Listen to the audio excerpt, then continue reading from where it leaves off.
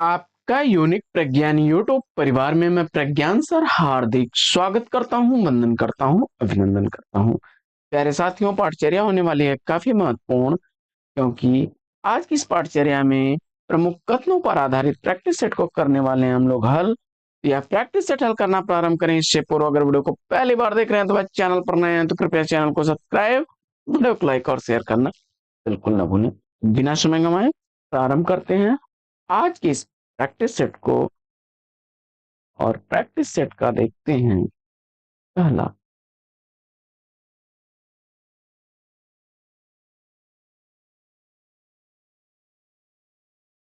साथियों, जिन लोगों ने भी वस्तुनिष्ठ हिंदी हिंदी साहित्य के प्रमुख कथन पुस्तक को बुक किया था, कृपया वे लोग वेट करें और जल्द ही आप तक पुस्तक पहुंच जाएगी। आप सभी के ऑर्डर डिस्पैच कर दिए गए हैं और इसके लिए कम से कम 7 से 10 दिन तक का आप वेट करिए।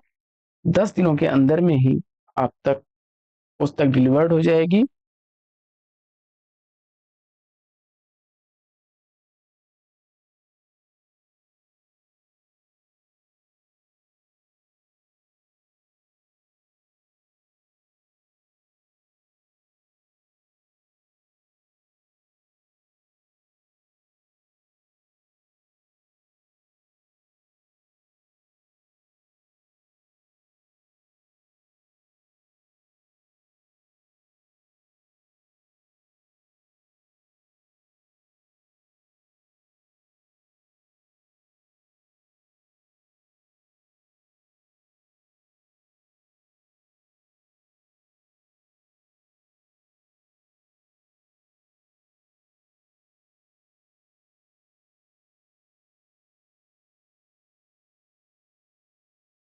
देखते हैं आज का पहला प्रश्न। कबीर वचनावली की सबसे प्राचीन प्रति संवत 1561 में लिखी गई, यह कथन किसका है? और दिए गए विकल्पों में से अगर आपने इस प्रश्न का सही उत्तर सेलेक्ट कर लिया है, किसको? आचार्य रामचंद्र शुक्ल जी को। बिल्कुल सही जवाब आचार्य रामचंद्र शुक्ल विकल्प ए इस प्रश्न का राइट आंसर है। आइए बढ़ते हैं आगे और देखते हैं अगला प्रश्न। प्रश्न संख्या 42। 42वां प्रश्न है कि अंतःकरण वृत्तियों के चित्र का नाम कविता है। काफी बार रिपीटेड प्रश्न है और इस प्रश्न का सही उत्तर अगर आपने चयनित कर लिया है आचार्य महावीर प्रसाद द्विवेदी जी को, तो विकल्प डी के साथ आप बिल्कुल सही जवाब पर हैं। मिलते हैं आगे और देखते हैं अगला प्रश्न। प्रश्न संख्या 43।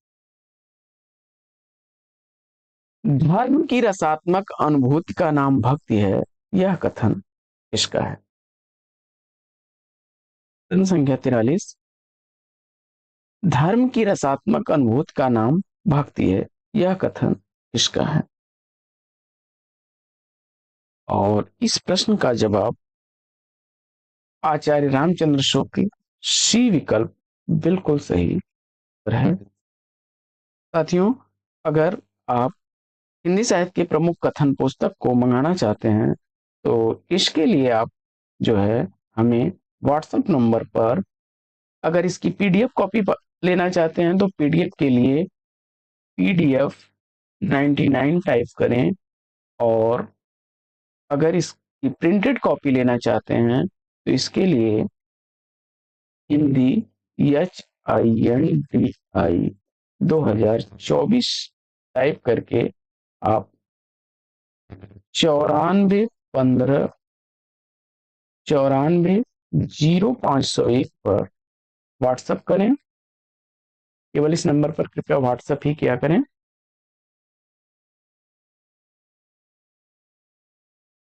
बढ़ते हैं आगे और देखते हैं अगला प्रश्न।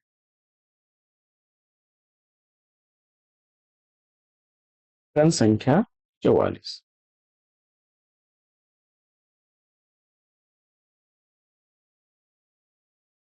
तुलसीदास ऐसे प्रतिभा संपन्न कवि और पंडित को पाकर राम भक्ति आंदोलन चमक उठा। प्रश्न संख्या 44 का सही जवाब क्या होगा? तुलसीदास ऐसे प्रतिभा संपन्न कवि और पंडित को पाकर राम भक्ति आंदोलन चमक उठा, यह कथन किस विद्वान का है?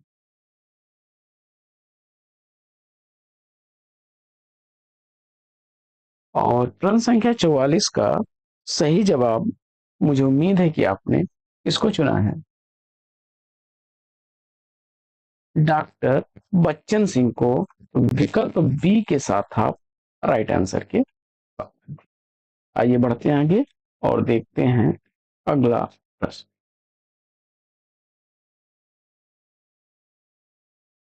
अगला प्रश्न है कि कवि मुक्तिबोध के लिए अस्मिता की खोज, कवि मुक्तिबोध के लिए अस्मिता की खोज व्यक्ति की खोज नहीं बल्कि क्या है? अभिव्यक्ति की खोज है। कवि मुक्तिबोध के लिए अस्मिता की खोज व्यक्ति की खोज नहीं बल्कि अभिव्यक्ति की खोज है, यह कथन किस विद्वान का? प्रश्न संख्या 45 का सही जवाब चयनित करिए। और इस प्रश्न का सही उत्तर नामवर सिंह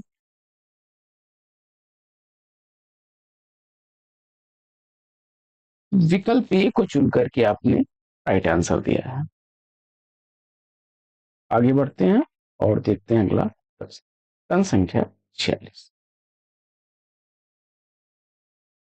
संख्या 46 है कि कामायनी की धुरी जिस श्रद्धा पर आधारित है वह बदलते हुए युग की देन है।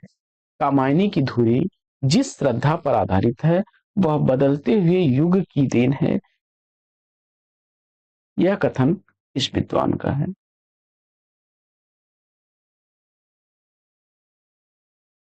और इस प्रश्न का सही उत्तर आपने विकल्प ए बच्चन सिंह को चुना है, तो बिल्कुल सही जवाब के साथ हैं। बढ़ते हैं आगे और देखते हैं अगला प्रश्न संख्या 47। प्रगतिवाद छायावाद की भस्म से नहीं पैदा हुआ बल्कि उसे घूंट कर पैदा हुआ है, यह कथन किसका है? प्रगतिवाद छायावाद की भस्म से नहीं पैदा हुआ बल्कि उसे घूंट कर पैदा हुआ है, यह कथन किसका है? प्रश्न संख्या 47 का सही जवाब आपने इसको चुन लिया, डॉक्टर नगेंद्र को। तो विकल्प 20 प्रश्न का बिल्कुल सही जवाब। आइए बढ़ते हैं आगे और देखते हैं अगला प्रश्न।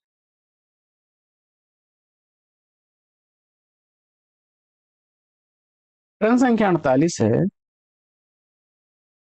कि धर्म का प्रवाह कर्म ज्ञान और भक्ति इन तीन धाराओं में चलता है। धर्म का प्रवाह कर्म ज्ञान और भक्ति इन तीन धाराओं में चलता है, यह कथन किस विद्वान का है? जवाब में मुझे उम्मीद है कि आपने आचार्य रामचंद्र शुक्ल जी को सुना होगा, आचार्य रामचंद्र शुक्ल जी को। आइए बढ़ते हैं आगे और देखते हैं अगला।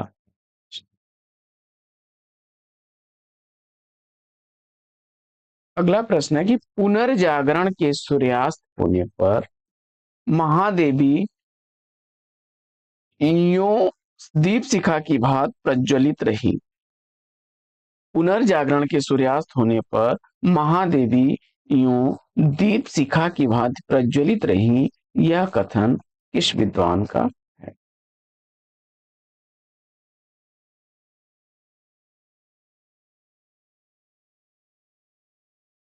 और मुझे उम्मीद है कि इस प्रश्न का जवाब आपने राम स्वरूप चतुर्वेदी जी को दिया होगा।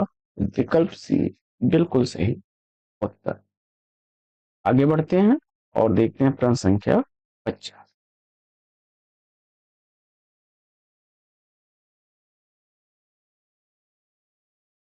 दोहा या दूहा अपभ्रंश का अपना छंद है, उसी प्रकार जिस प्रकार गाथा प्राकृत का अपना छंद है। प्रश्न संख्या 50 का सही जवाब चयनित करिए। प्रश्न संख्या 50 का राइट आंसर है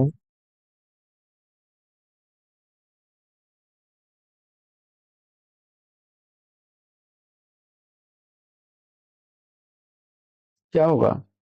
विकल्प बी, आचार्य हजारी प्रसाद द्विवेदी जी। आचार्य हजारी प्रसाद द्विवेदी जी। विकल्प डी बिल्कुल सही जवाब। काफी रिपीटेड प्रश्न है, परीक्षाओं में कई बार रिपीट हुआ है साथियों। अगला प्रश्न, मनुष्यों की मुक्त की तरह कविता की भी मुक्ति होती है। मनुष्यों की मुक्त की तरह कविता की भी मुक्ति होती है, यह कथन किस विद्वान का है? मनुष्यों की मुक्ति की तरह कविता की भी मुक्ति होती है, यह कथन सूर्यकांत त्रिपाठी निराला जी का है। विकल्प बी के साथ आप बिल्कुल सही जवाब पर। आगे बढ़ते हैं और देखते हैं अगला प्रश्न संख्या 52। भाषा के लक्षक और व्यंजक बल की सीमा, भाषा के लक्षक और व्यंजक बल की सीमा कहां तक है, इसकी पूरी परख इन्हीं को थी। घनानंद के संदर्भ में यह कथन इस विद्वान का। भाषा के लक्षक और व्यंजक बल की सीमा कहां तक है, इसकी पूरी परख इन्हीं को थी, यह कथन किस विद्वान का है? प्रश्न संख्या 52 का सही उत्तर आपने विकल्प सी, आचार्य रामचंद्र शुक्ल जी को चुन लिया है, तो बिल्कुल सही जवाब पर है। आइए बढ़ते हैं आगे और देखते हैं अगला प्रश्न संख्या 53। रीतकालीन कवि सचेत रूप से कविता लिख रहे थे जो उनके जीविकोपार्जन से जुड़ी हुई थी, यह कथन किस विद्वान का है? रीतकालीन कवि सचेत रूप से कविता लिख रहे थे जो उनके जीविकोपार्जन से जुड़ी हुई थी, यह कथन किस विद्वान का है? प्रश्न संख्या 53 का सही उत्तर आपने सेलेक्ट कर लिया है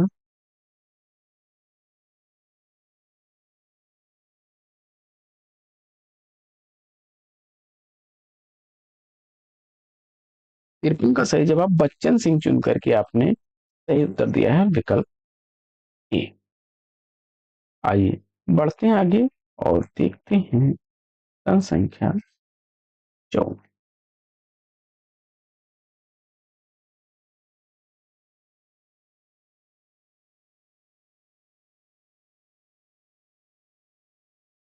शुक्ल जी के विरोध में मत व्यक्त करते समय उन्हें कई बार पढ़ लेना चाहिए। शुक्ल जी के विरोध में मत व्यक्त करते समय उन्हें कई बार पढ़ लेना चाहिए, यह कथन किस विद्वान का? प्रश्न संख्या 54 का सही जवाब डॉक्टर बच्चन सिंह।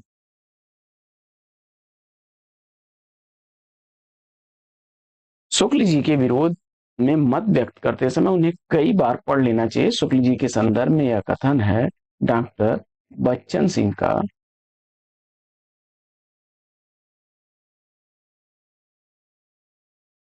विकल्प डी इस प्रश्न का बिल्कुल सही जवाब। आगे बढ़ते हैं और देखते हैं अगला प्रश्न।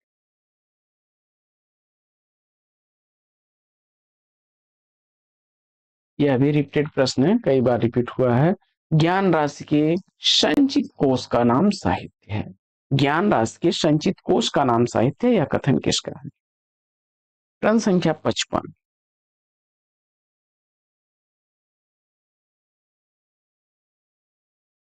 और इस प्रश्न का जवाब पंडित महावीर प्रसाद द्विवेदी, सी विकल्प को चुना आपने, बिल्कुल सही जवाब के साथ हैं। आगे बढ़ते हैं और देखते हैं अगला प्रश्न। प्रश्न संख्या 56। यद्यपि मैं उर्दू का बड़ा पक्षपाती हूं, लेकिन मेरे विचार में हिंदी को विभाषा या बोली कहना उचित नहीं है, यह कथन किसका है? यद्यपि मैं उर्दू का बड़ा पक्षपाती हूं, लेकिन मेरे विचार में हिंदी को विभाषा या बोली कहना उचित नहीं है, यह कथन किसका है? प्रश्न संख्या 56 का सही जवाब क्या होगा?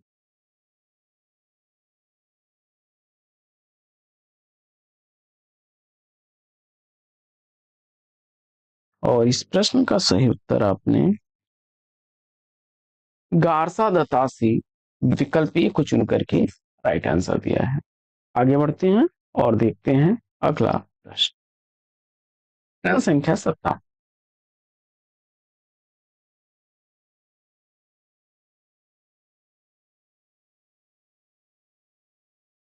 विक्रम की 7वीं शताब्दी से 11वीं शताब्दी तक अपभ्रंश की प्रधानता रही है और फिर वही पुरानी हिंदी में परिणत हो गई है। प्रश्न संख्या 57 का सही जवाब क्या होगा? और इस प्रश्न का सही जवाब चंद शर्मा गुलेरी विकल्प ए राइट आंसर है। आगे बढ़ते हैं और देखते हैं अगला।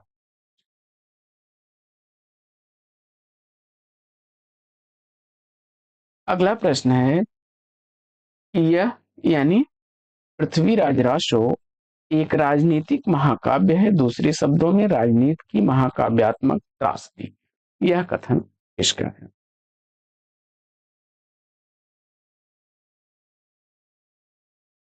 और इस प्रश्न का जवाब डॉक्टर बच्चन सिंह विकल्प डी राइट आंसर है। साथियों, संबंधित पुस्तक जिससे हम लोग यह प्रैक्टिस सेट कर रहे हैं, अगर इस पुस्तक को आप मंगाना चाहते हैं तो इसके दोनों ही फॉर्मेट आपको मिल जाएंगे, पीडीएफ और प्रिंटेड। पीडीएफ के लिए आप व्हाट्सएप पर हमें पीडीएफ लिख करके 99 टाइप करें, और अगर इसकी प्रिंटेड कॉपी लेना चाहते हैं तो इसके लिए हिंदी 2024 लिख करके टाइप करें और भेज दें आप व्हाट्सएप नंबर 9415940501 पर। यहाँ पर साथियों आपको पीडीएफ 99 जो है इसके लिए आपको पीडीएफ के लिए एक शुल्क देना होगा 99 रुपए का, और हिंदी 2024 जो प्रिंटेड बुक है इसके लिए 259 रुपए का, और दोनों ही मूल्य आपकी सहयोग धनराशि के रूप में होंगे जो यूनिक प्रज्ञान परिवार को ग्रोथ करने में मदद करेगा। तो साथियों, बढ़ते हैं आगे और देखते हैं अगला प्रश्न। अगला प्रश्न है कि लेकिन जोर देकर कहना चाहता हूं कि अगर इस्लाम नहीं आया होता तो भी साहित्य का 12 आना वैसा ही होता जैसा आज है।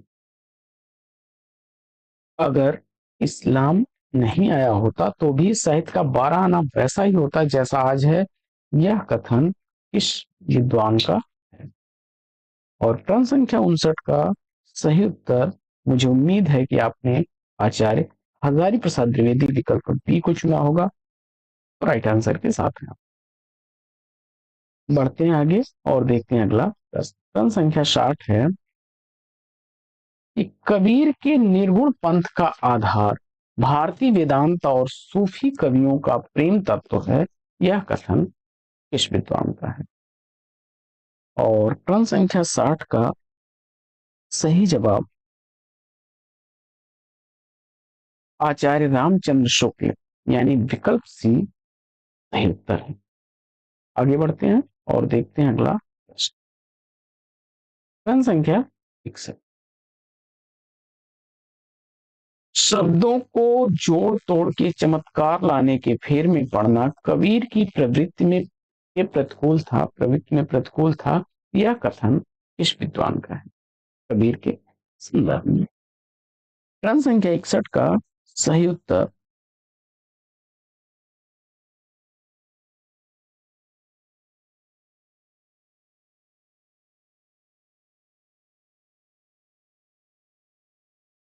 डॉक्टर श्याम सुंदर दास अगर आपने दिया है तो विकल्प ये बिल्कुल सही जवाब है।